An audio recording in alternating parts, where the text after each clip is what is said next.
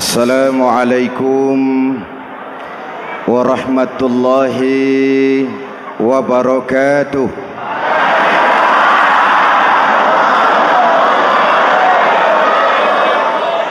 Alhamdulillahi rabbil alamin. Wassalatu wassalamu ala ashrafil mursalin Sayyidina wa maulana Muhammadin wa ala alihi wa sahbihi ajmain, amma ba'du.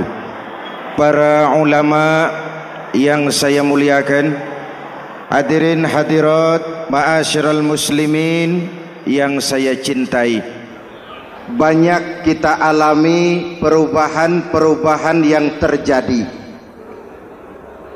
baik perubahan yang menyangkut sosial budaya, lebih-lebih yang menyangkut sosial politik. Yang tidak banyak mengalami perubahan adalah sosial ekonomi. Bahkan angka kemiskinan kita naik menjadi 3/5 dari total penduduk kita hidup di bawah garis kemiskinan, dan 20% diantaranya miskin mutlak. Perubahan-perubahan yang terjadi menyadarkan kita kepada kebenaran Al-Quran ketika Allah menyatakan wa tilkal ayyamu nudawiluha bainan nas. Hari itu kami putar di antara manusia. Ada saat datang, ada waktu pergi. Ada hari lahir, ada saat kembali. Ada waktu dilantik, ada saat menyerahkan jabatan. Hari kami putar di antara manusia dan hidup cuma sekadar menunggu giliran. Soalnya kemudian di tengah perubahan-perubahan yang terjadi begitu cepat, what must we do now?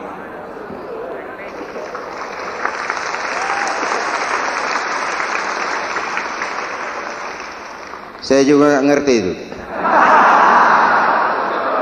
Yang penting kan penampilan.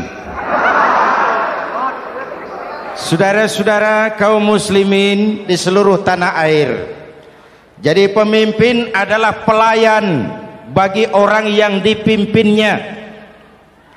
Oke lah, perbaikan ekonomi, pembukaan lapangan kerja baru kita serahkan kepada pemerintah, karena kita percaya mereka orang-orang terpilih belaka yang dipilih dengan kepercayaan akan mampu membawa rakyat keluar dari kesulitan. Amin. Tugas kita sekarang di zaman susah meluruskan akidah. Jangan sampai mbah dukun yang naik ke permukaan. Betul? Islam misinya yang pertama membebaskan manusia dari kemusyrikan. 13 tahun Rasul berjuang di Mekah, menanamkan akidah, meluruskan keyakinan, membentuk iman. 13 tahun membebaskan manusia dari belenggu kemusyrikan. 13 tahun menanamkan la ilaha illallah Muhammadur Rasul dengan seluruh konsekuensinya. Kalau saya yakin tidak ada Tuhan selain Allah, saya tidak akan minta tolong kecuali hanya kepada Allah. Saya tidak akan pernah takut kecuali hanya kepada Allah. Saya tidak akan menggantungkan hidup kecuali hanya kepada Allah. Saya tidak akan minta rizki kecuali hanya kepada Allah. Saya tidak akan melarikan persoalan kecuali hanya kepada Allah. Kalau konsekuen dengan keyakinan ini, mbah dukun nggak dapat tempat.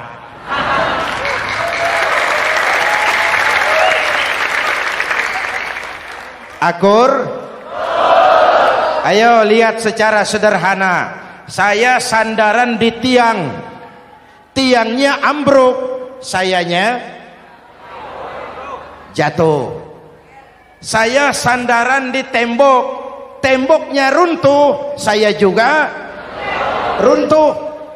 Saya sandaran kepada orang kaya, dia jatuh miskin, saya bangkrut. Saya sandaran kepada jenderal, dia pensiun, saya selesai. Tapi kalau saya sandaran hanya kepada Allah, Allah tidak akan pernah miskin, Allah tidak akan pernah lumpuh, Allah tidak akan pernah terpuruk, dan Allah tidak akan pernah berkurang kekuasaannya.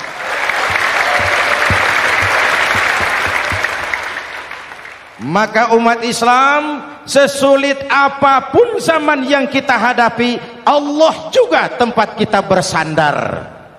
Jelas? Selama ini kita iman dalam ucapan, tapi sekuler dalam perbuatan.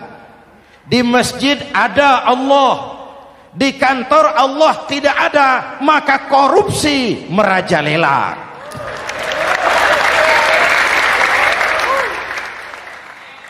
Di masjid ada Allah, di pasar Allah tidak ada, maka timbangan tetap curang. Kita iman dalam ucapan, tapi sekuler dalam perbuatan. Oleh karena itu, sesulit apapun zaman yang kita hadapi, iman jugalah pegangan kita, Allah juga tempat kita bersandar. Boleh zaman berubah, akidah jangan sampai goyah. Karena iman kita hidup, untuk iman kita berjuang, dan dalam iman kita ingin kembali menghadap Allah Subhanahu. Selama ini manusia Indonesia kita lebih banyak diisi otaknya, hati sering kosong, agama dangkal, akidah rapuh, moral rendah. Memang kemudian muncul banyak orang-orang pintar, cuma sayang tidak benar. Indonesia kita bangkrut, Indonesia kita terpuruk, Indonesia kita sakit parah kalau diurus orang yang cuma pintar tapi tidak benar. Kita perlu orang-orang pintar, tapi kita lebih perlu orang benar. Jelas? Kalau cuma pintar tapi tidak benar, itu yang sering saya sampaikan, nanti disuruh ngurus beras malah nimbun beras.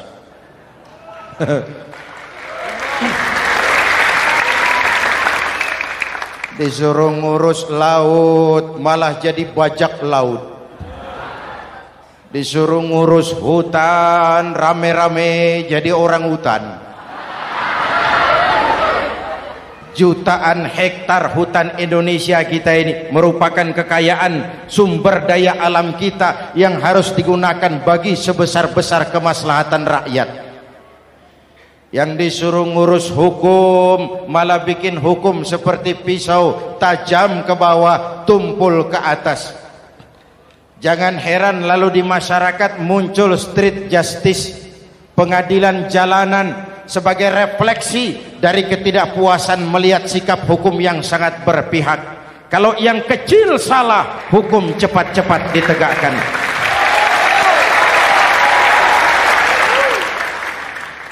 Lihat saja sekarang ini, kalau orang terkenal banyak uang punya masalah, antri yang bela. Betul? Tapi saudara lihat si Marsinah di Jawa Timur, si Sengkon dan Karta di Jawa Barat, si Udin Bernas wartawan Jogja, terseok-seok mencari keadilan, sampai hari ini urusannya masih remeng-remeng. Kenapa bisa begitu? Jawabannya sederhana, tidak ada fulus. Ada fulus mulus, tidak ada fulus manfus. Betul? Jangan sampai para penegak hukum kita terjebak pada lagu baru, maju tak gentar membela yang bayar. Biar bertentangan dengan nurani, biar bertentangan dengan public opini, biar bertentangan dengan rasa keadilan. Siapa yang bayar itulah majikan. Mau benar atau salah, belain terus. Kalau seperti inilah hukum kita, mafioso keadilan akan tetap gentayangan. Hadirin yang saya hormati, 13 tahun beliau berjuang di Mekah, meluruskan keyakinan, memantapkan akidah, meneguhkan iman. Dari situ segalanya dimulai, dan ke situ segalanya akan menuju. Intan paling mahal, mutiara paling berharga, tidak lain adalah nilai-nilai keimanan. Kalau itu sudah tergadai, apalagi yang bisa kita banggakan dalam kehidupan ini? Kita merasa harta kita berharga, belum ada artinya ketimbang iman. Kedudukan kita punya nilai pun belum ada artinya ketimbang dengan nilai-nilai keimanan. Itu intan paling mahal, itu mutiara paling berharga. Harta baru ada manfaatnya kalau dilandasi dengan iman. Jabatan dan kedudukan baru terasa gunanya kalau dilandasi dengan keimanan. Kalau jabatan lepas dari iman, yang akan lahir Fir'aun baru. Jelas? Kalau harta terlepas dari iman, yang akan muncul adalah konglomerat Korun. Kalau ilmu pengetahuan terlepas dari nilai dasar keimanan, maka yang akan muncul adalah ilmuwan pelacur yang menyalahkan yang benar, membenarkan yang salah untuk kepentingan pribadi. Dan kondisi seperti itu tidak akan membuat kita makin sehat. Oleh karena itu, pada kesempatan ini, pesan pertama saya, menghadapi zaman susah, tetap jaga akidah, tetap pelihara keyakinan. Kesulitan bukan untuk ditakuti, untuk diatasi. Hidup adalah kerja keras, bukan keajaiban. Perubahan tidak akan datang hanya dengan simsalabim abragadabra. Perubahan tidak akan muncul hanya dengan berandai-andai. Perubahan tidak akan turun dari langit seperti turunnya embun di waktu malam. Perubahan adalah kerja keras, sehingga Al-Quran membimbing kita, innallaha la yughayyiru ma biqaumin hatta yughayyiru ma bi anfusihim. Allah tidak akan mengubah keadaan suatu bangsa kalau mereka tidak mau mengubah apa yang ada di dalam diri mereka. Yang ada di dalam diri itu rule of thinking, state of mind, cara kita berpikir, cara kita memandang kehidupan, cara kita mengatasi persoalan. Hadirin yang saya hormati, inilah iman. Berangkat dari ini kita menyadari, ini ujian buat kita rakyat. Dan kita rakyat Indonesia ini kalau sama susah sih sudah kenyang. Ya Pak? Ya Pak? Kita ini sebagai bangsa mengalami apa yang disebut oleh Bung Karno up and down, naik turun, timbul tenggelam, pasang surut. 350 tahun dijajah oleh Belanda, kita susah. Berangkat Belanda masuk Jepang, susah lagi. Pergi Jepang, datang nikah, susah lagi. Lalu kita merdeka, dirongrong oleh berbagai pemberontakan, susah lagi. Makan bulgur, antri minyak. Lalu PKI berontak, susah lagi. Muncul orde baru, lama-lama susah lagi. Orde baru selesai, naik reformasi, mulai repot nasi, susah lagi.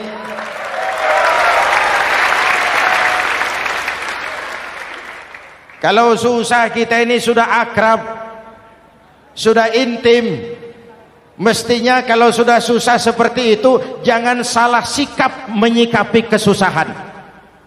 Jangan sampai kita potong kompas, ambil jalan pintas, terjebak menghalalkan segala cara. Itu tidak akan menguntungkan, itu tidak akan menyelesaikan.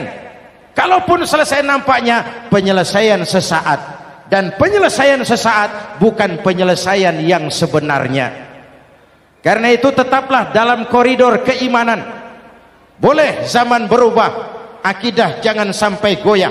Silahkan masa berganti, tapi keyakinan jangan mati. Sekali la ilaha illallah sampai tetes darah paling penghabisan, tetap la ilaha illallah. Sanggup? 3 orang. Sanggup? 21. Sanggup? Kalau sanggup kita harus konsekuen. Saudara-saudara di seluruh tanah air, misi yang kedua dari Islam setelah membebaskan manusia dari kemusyrikan, membebaskan manusia dari ras diskriminasi, mengikat manusia dengan tali akidah. Sebelum Islam datang, manusia dibedakan oleh warna kulit, manusia dibedakan oleh faktor keturunan, manusia dibedakan oleh faktor harta dan benda. Adalah Rasul yang mengajarkan, innallaha la yanzuru ila suwarikum wala ila amwalikum walakin yanzuru ila qulubikum wa a'malikum. Allah tidak melihat potonganmu, Allah tidak melihat hartamu. Yang Allah lihat itu adalah hatimu dan amal perbuatanmu. Jauh sebelum Amerika teriak-teriak membanggakan apa yang mereka sebut sebagai Declaration of Independence, Nabi sudah mengajarkan kepada kita semua, annas kulluhum li Adam wa Adam min turab la fadla li arabiyyin ala ujamiyyin illa bittaqwa. Seluruh manusia berasal dari Adam. Adam diciptakan dari tanah. Tidak ada kelebihan Arab dengan yang bukan Arab kecuali takwanya. Jauh sebelum Amerika mencanangkan bahwa semua manusia dilahirkan sama, that all men are created equal. Jauh sebelum itu Islam sudah membebaskan manusia dari ras diskriminasi. Apa dalam konteks kekinian? Menghadapi zaman susah tetap jaga kerukunan. Ya Pak, ya Bu, oi Bu.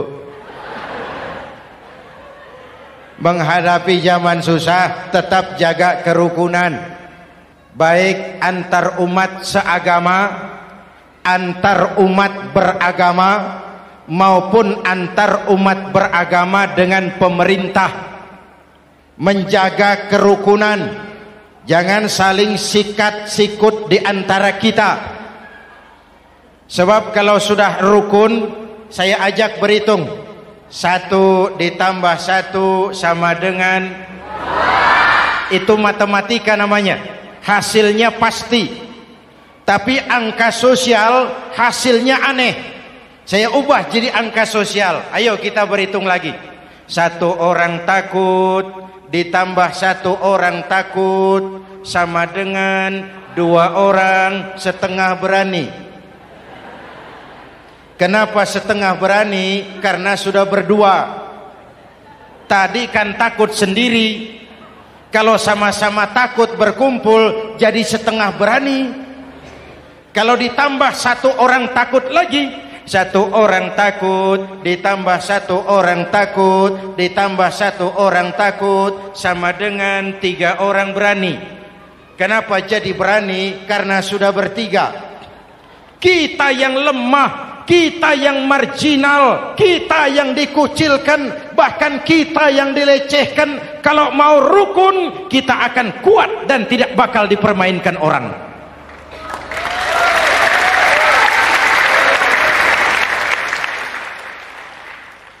Tapi kalau rukunnya yang satu mau menikam yang lain, saya ajak berhitung lagi.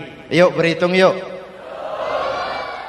1 ekor ayam ditambah 1 ekor musang sama dengan 1 ekor musang. Kemana ayamnya? Dimakan musang. Betul nggak nih hitungan? Ayo kita hitung lagi. 1 ekor ayam ditambah 1 ekor musang sama dengan 1 ekor musang. Kemana ayamnya? Dimakan musang. Jadi kalau kita suka kumpul dengan orang yang mau makan kita, selesailah kita.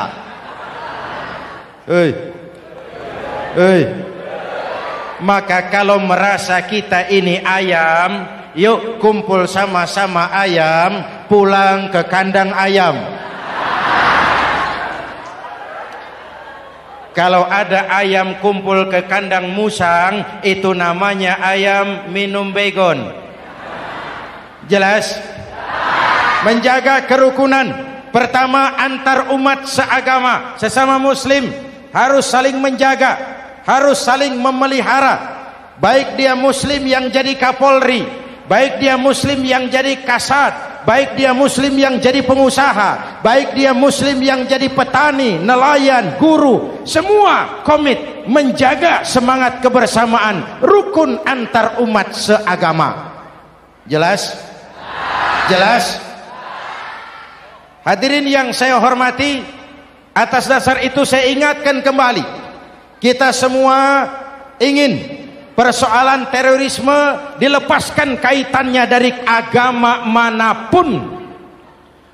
Tidak ada kaitannya terorisme dengan Islam, dengan Kristen, dengan Hindu, dengan Buddha. Tidak ada kaitannya terorisme dengan pondok pesantren.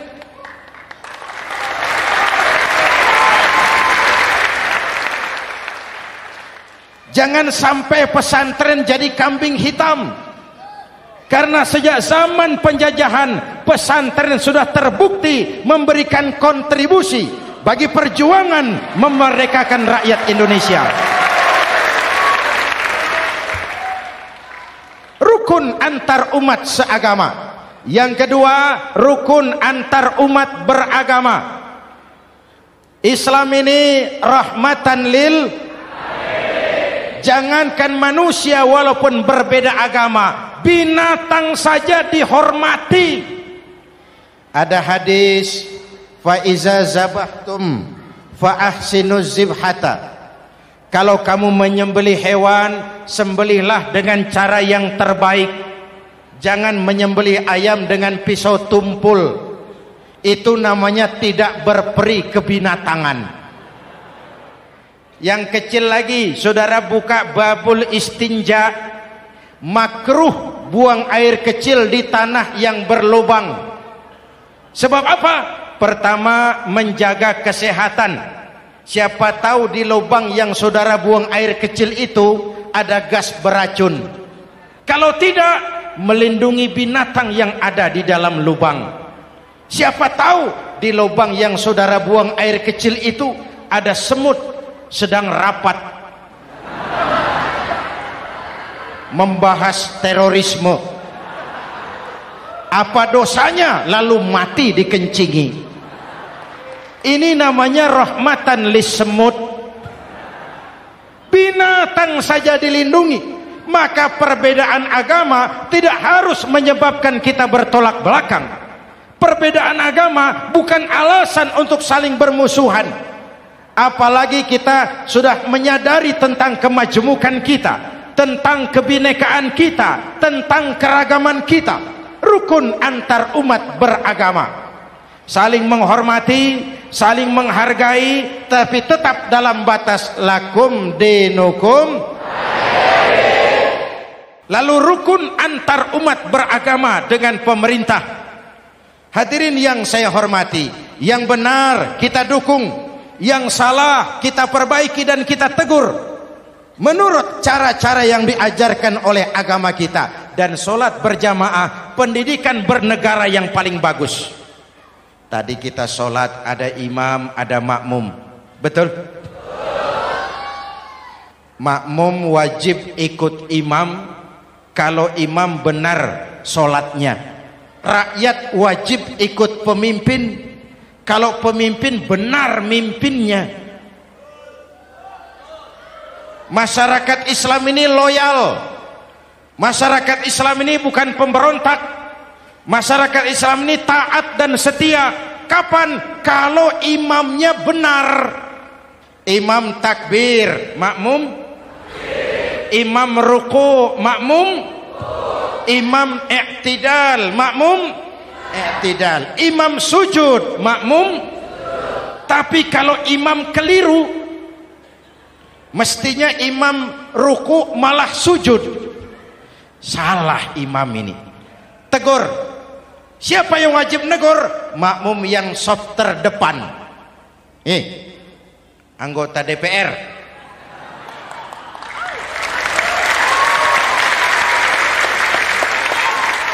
Ini wakil-wakil makmum ini, saf di depan ini. Kalau imam keliru, mereka paling tahu. Ngomong. Tegur. Bagaimana negurnya? Ada aturan main. Mestinya ruku, imam sujud. Salah ini imam. Subhanallah. Kan begitu negurnya. Betul? Tidak boleh juga imam keliru, makmum emosi. Main pegang. Woi, makmum salah. Hoi, hoi. Kacau sholat. Betul? Anggota dewan ini, saf di depan. Itu kalau imam keliru. Satu saat imam buang angin. Namanya manusia bisa buang angin toh. Apa makmum lalu berkata, demi kesetiaan saya kepada imam, imam buang angin, saya lebih keras lagi. Itu namanya fanatisme buta, loyalitas yang goblok. Imam buang angin, minggir. Iyyaka na'budu wa iyyaka nasta'in. Sampai situ imam buang angin, minggir imam. Lalu saf yang di depan maju. Tidak usah bikin solat baru, teruskan pekerjaan imam. Ihdinas siratal mustaqim. Teruskan. Kenapa? Kalau bikin solat baru lagi, nanti buang angin lagi. Bikin lagi solat. Kapan selesainya solat? Kapan selesainya membangun negara ini? Yang penting imam tahu diri, buang angin, minggir.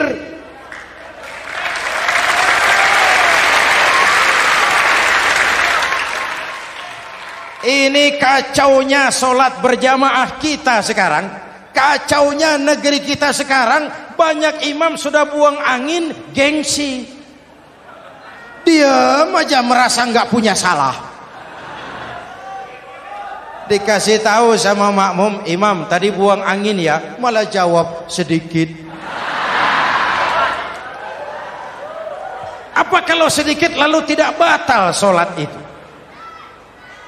Mekanisme kehidupan sosial yang diatur lewat tuntunan solat berjamaah, sehingga Nabi berpesan, kun imaman muta'an au ma'muman muti'an fala takun thalisan jazu'a. Kalau jadi pemimpin, jadilah pemimpin yang ditaati. Kalau jadi makmum, jadilah makmum yang mentaati. Jangan jadi golongan ketiga pemecah belah. Di depan tidak jalan, di belakang takut, ditaruh yang di tengah, di depan didorong, yang belakang ditendang. Ini namanya biang kerok. Saudara-saudara, dari uraian singkat ini saya ambil beberapa catatan pokok. Pertama, kalau ada intan paling mahal, kalau ada mutiara paling berharga dalam hidup kita, itu tidak lain adalah karena keyakinan. Hidup jadi indah, hidup jadi berharga, hidup jadi berarti kalau didasari atas sebuah keyakinan. Dan keyakinan itu tidak lain adalah nilai iman kita, akidah kita kepada Allah Subhanahu wa taala. Yang kedua, tetap menjaga kerukunan. Sesulit apapun zaman yang kita hadapi, kita tetap harus menjaga semangat kebersamaan. Kita harus tetap menjadi lem perekat yang menjaga keutuhan, baik sebagai bangsa maupun sebagai umat. Perbedaan adalah wajar, harus dihormati, sebagai ciri kehidupan berdemokrasi. Tapi jangan perbedaan menjadi sebab kita bermusuhan, dan jangan perbedaan menyebabkan kita saling berpecah belah. Hormati perbedaan, jangan perbedaan dipandang sebagai permusuhan. Dengan akidah yang kuat dan kebersamaan yang kokoh, ayo kita hadapi kesulitan, kita atasi kesulitan, dan dengan kerja keras untuk menyongsong hari esok